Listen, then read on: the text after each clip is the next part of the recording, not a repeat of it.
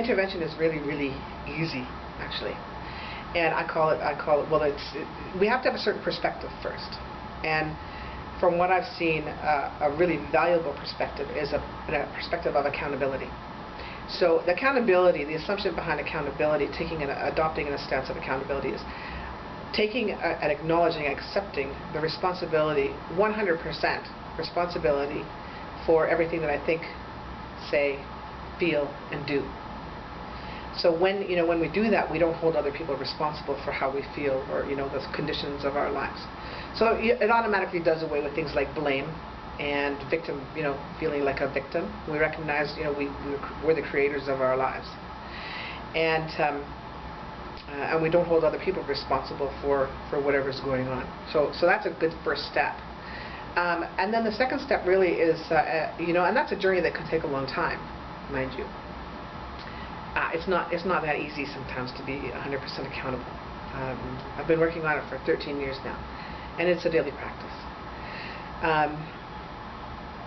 The next step is what I call the full stop, which is literally a personal commitment to never engage in these certain types of behaviors. Gossip, triangulation, complaining, and manipulation.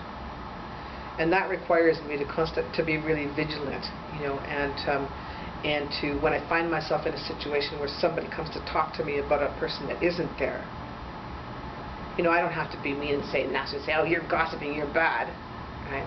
I can say, I hear your concern. I'm going to encourage you to go and talk to that person about it. Or if somebody, keeps at it, because, like an addict, they may use all kinds of strategies to pull you into the gossip session. And you just stand your ground. It's like, I'm not comfortable talking about a person who isn't here. And another strategy would be, I didn't hear that, and so I'm going to go and talk to them myself and find out what that's all about. If it's important, if it's important. So it's making a commitment. The full stop is making a commitment to not do it. And once you make that commitment, it's surprising how quickly your life becomes gossip-free. There are some exceptions, not to gossip, but to, like, when you're in a professional capacity. So you're working, you're going to be teachers. I work in the profession of social work, and there's a difference between consulting with a colleague and and case management and gossip, because sometimes we have to talk about students or clients when they're not there.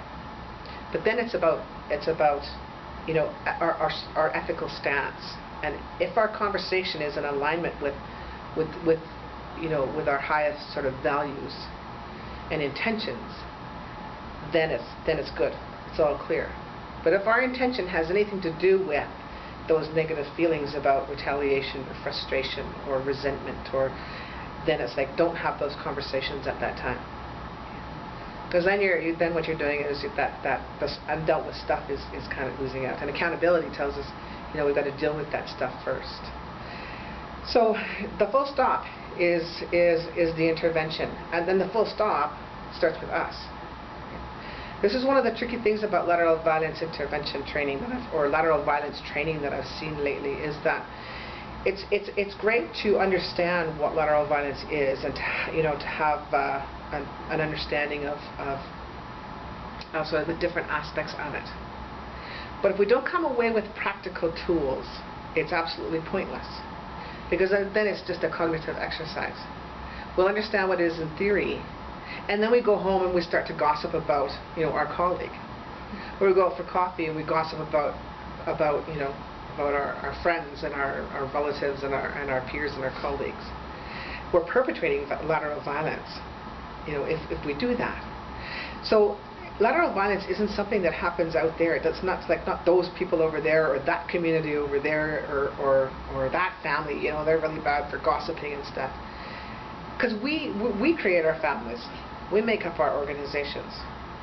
We create our institutions.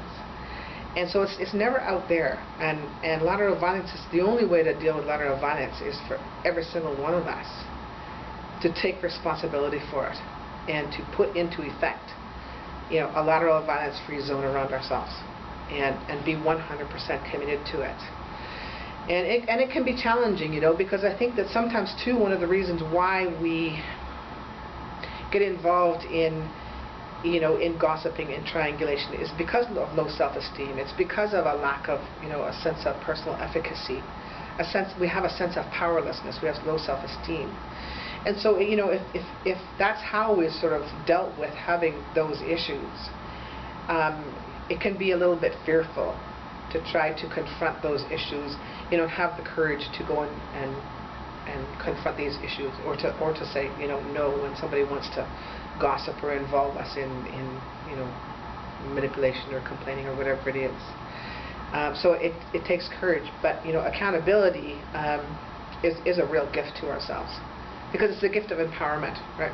We take away all this power we've sort of given to the world to dictate how we feel about, you know, things, the conditions of our lives, and we take it back, and we become empowered. And from that stance, I mean, you know, conversations then become less scary. But, you know, and it's critical for us to do that, to make that commitment, because a lot of people are suffering, you know, and they don't know how to, they don't know the first step to take to deal with the lateral violence they see. And you know, Gandhi said, be the change you want. And so this is where we have to, you know, you can't be concerned with those people out there. Be concerned with yourself, and you'll know that you're doing the work to intervene in lateral violence. You know, when you start to lose fear about saying, you know, hey, that person's not here, and I don't want to make any stories up about them. And you can do it without any energy at all, you know, because you're living that way.